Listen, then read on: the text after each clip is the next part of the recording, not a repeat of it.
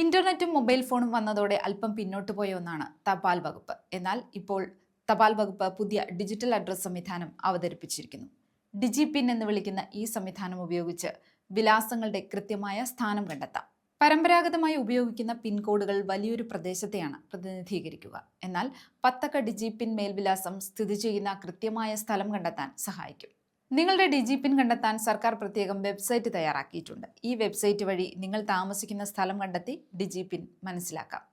കത്തുകളും മറ്റ് പോസ്റ്റുകളും വേഗത്തിൽ ലക്ഷ്യസ്ഥാനത്തെത്തിക്കുന്നതിനും ആംബുലൻസ്, രക്ഷാപ്രവർത്തനം എന്നിവ കൃത്യസമയം ലഭ്യമാക്കുന്നതിനുമെല്ലാം ലക്ഷ്യമിട്ടാണ് ഈ ഡിജിപിൻ സംവിധാനം ഒരുക്കിയിരിക്കുന്നത്. ഓൺലൈൻ വെബ്സൈറ്റുകളിൽ ഷോപ്പിംഗ് നടത്തുന്നവർക്കും ലോജിസ്റ്റിക്സ് സേവനദാതാക്കൾക്കുമെല്ലാം ഈ സംവിധാനം ഉപയോഗപ്പെടുത്താം.